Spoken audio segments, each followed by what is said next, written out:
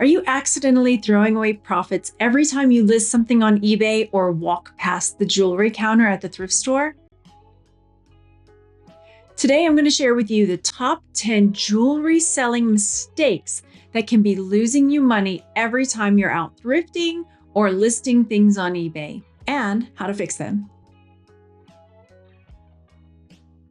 Whether you're just starting out selling jewelry or you've been selling for years, these tips could make the difference between a $5 sale and a $500 sale.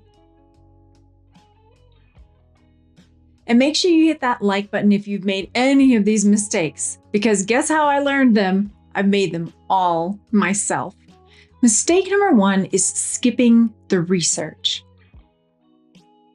I know that I myself have come across jewelry. I've shared lots and lots of jewelry unboxings and hauls where I even thought something I picked up was just kind of like, a throwaway type of piece. And you guys will let me know, hey, go back and get that. That was something really special. So taking the time and not automatically assuming that you know what something is.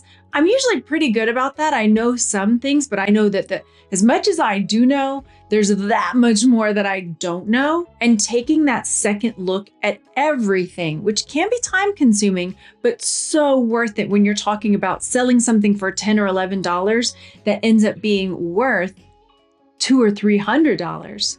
This happened recently with a pair of earrings that I didn't realize were worth a lot of money, but ended up being a really great designer brand. Luckily, we have the advantage now that we can do a Google image search, we can take pictures of any maker's marks and do that research fairly quickly. I also have a jewelry group on Facebook called Texas Gals Jewelry Lovers that if you are stuck, you've tried looking something up and you just can't figure it out, you can go there, share the research you've done, and then ask in the group, what can y'all add to this or help me with? And lots of people there will jump in to help you out.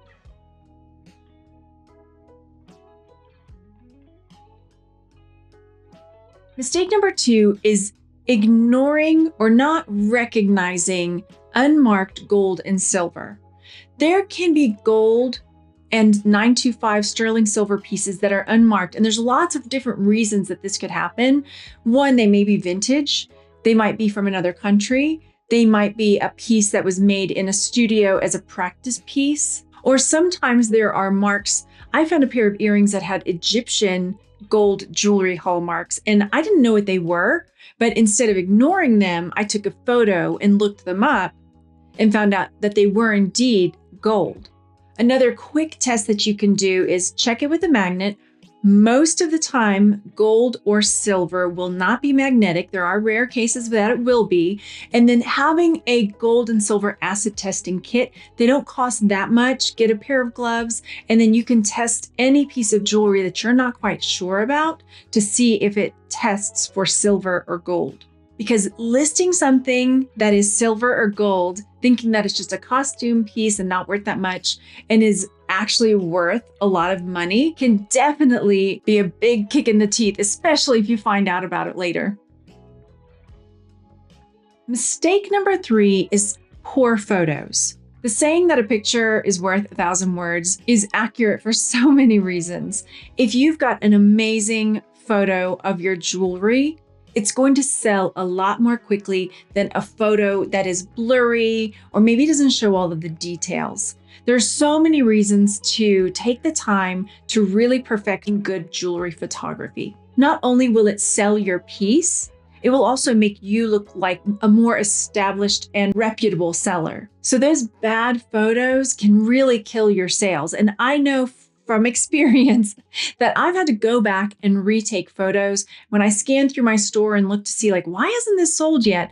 I might realize like, oh, that's really not a great photo. It's kind of blurry, or, oh, you know what? I forgot to take a picture of the back or the measurements or the maker's mark.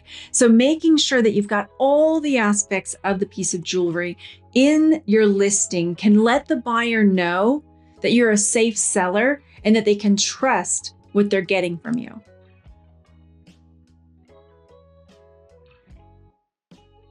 I touched on this one a little bit earlier, but mistake number 4 is not testing your stones or your metal.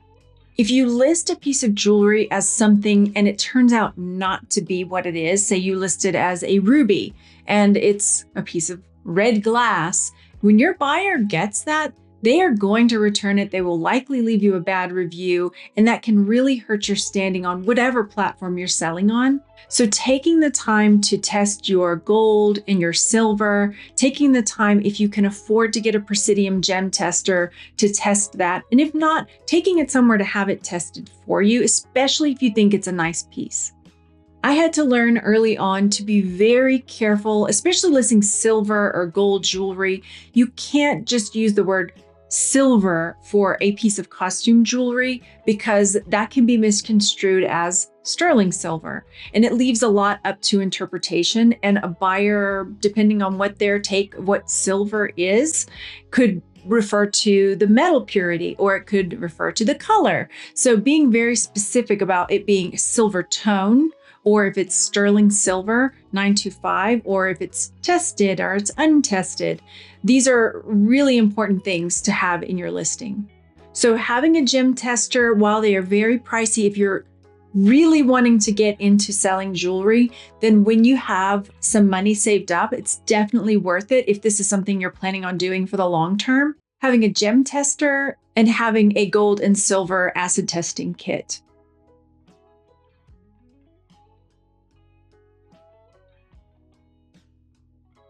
Mistake number 5 is weak keywords. It really does matter what kind of keywords you use to describe your piece. If you've got a necklace and you're just listing it as a pretty blue necklace, your piece might not be found in search if someone is looking for an Art Deco blue necklace. So learning to describe the piece of jewelry that you've got is really important when you're a jewelry seller. What I like to do is think about the buyer and look at the piece of jewelry and ask myself, who might be searching for this? And what are the words they might put in when they're trying to find this piece? So making sure that I have the metal color, any stones, the style of the jewelry, whether it's Art Deco or it's vintage, mod, or brutalist, there are all different styles and types of jewelry, and as many people out there looking for it. And once again, now that we've got this Google image search, and even with ChatGPT, quickly dropping in a photo and asking, what are some great keywords that are searched that would help someone find this necklace? And it will come up with a lot of different keywords that will help you. And being ChatGPT or AI, it has the capacity to see what are relevant search terms. And while it may seem like upfront that's a lot of work to do, it's not as much as it used to be before that capability was there, where we could just drop it in and search, because you would have to do all of that by hand. But think about the amount of time it takes you to do that versus how long it might take this to sell if you don't do that.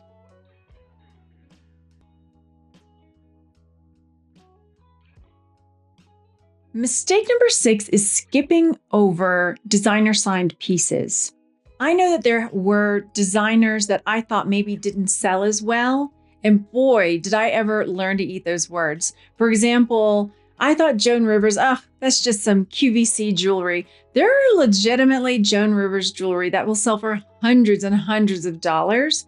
So not relying on what you think, but actually going in and doing the research on these different pieces, because Trifari, Napier, Joan Rivers, any designer brand that you can think of, there might be pieces that are worth $10 and pieces that are worth $200. So taking the time to really look into the different pieces that you're looking at or considering buying to resell can be the difference between selling something for $10 and it's worth a whole lot of money, or leaving it behind because you think, it's just a Joan Rivers brooch, whatever.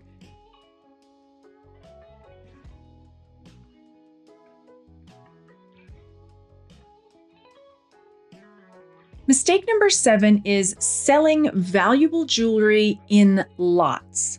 I know there are lots of different strategies for selling jewelry, and each of us is different. So you may be totally fine selling a big lot of vintage jewelry that has lots of different designers.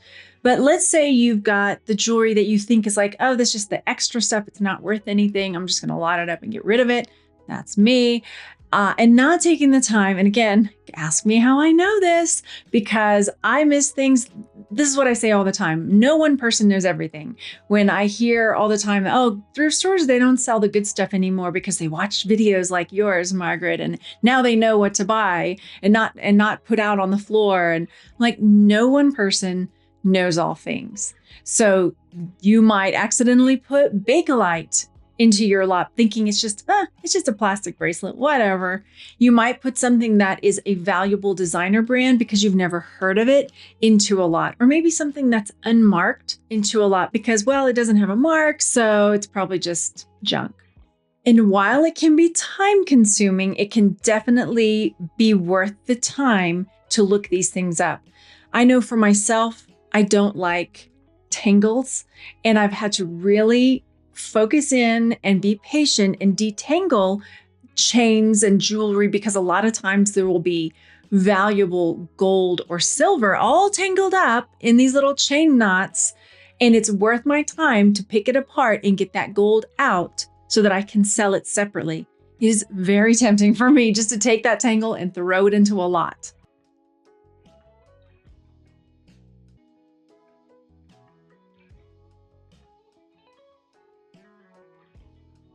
This next mistake can vary by seller and can vary by buyer somewhat on whether or not it really matters, and that is improper cleaning. There are some sellers and some buyers that are they're sticklers, I should say, for things being very clean and polished. And that is great if that's your style. I get the question a lot, how do you clean your jewelry? Personally, the jewelry that I sell, unless it is absolutely filthy, I don't do a whole lot of cleaning. I might wipe them down with a damp cloth if they're a little grimy from being in a big lot. If it's got verdigris, generally I set it aside. If it's awful, I get rid of it. And then silver that's tarnished. I get this question a lot too.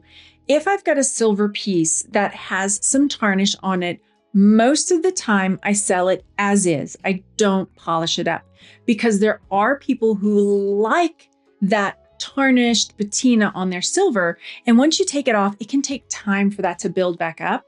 Now, if I've got a silver piece that is black with tarnish and it is really hard to tell the details, that I will take the time to clean.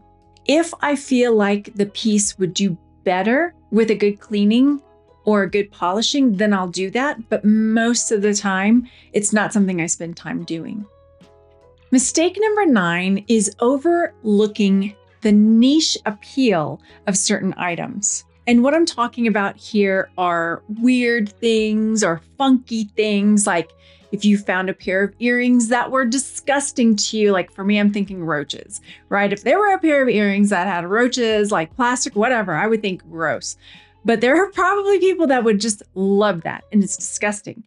I'm talking about things like mourning jewelry, where they would take a locket of someone's hair and put it into necklaces or earrings, and they would wear it.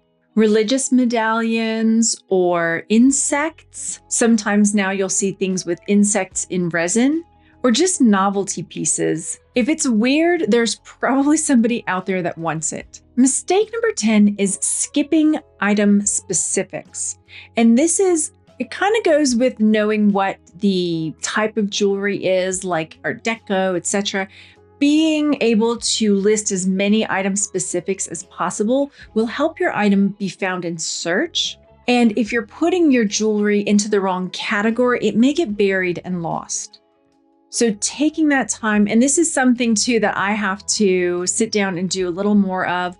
If you find something similar to what you've got, a lot of times you can sell one of these on eBay, and it will populate whatever item specifics the other person put into their listing, and it gives you a good head start. Finding other pieces like yours on eBay will also give you an idea of what keywords other people have used. Because if you searched and found that piece that someone else had listed, then they're doing something right. and being able to see what keywords they use to be found in search is something that you can also use in your own listings. I will admit that I have made almost all of these mistakes. I'd like to know which ones you have made or which was the biggest learning curve for you out of these mistakes and what other things we could learn to make sure that we're not leaving money on the table when we're out there trying to resell jewelry to make a profit. And if this video helped you in any way, consider giving it a like, leaving me a comment, and subscribing to the channel because it really does help me to make more videos like this to help you on your jewelry reselling journey. And if you're interested in any of the tools I talked about here, like the Presidium Gem Tester or the Acid Testing Kit, I have links down in the description box below that you can go check them out on Amazon. Thanks so much for watching. Bye, everyone.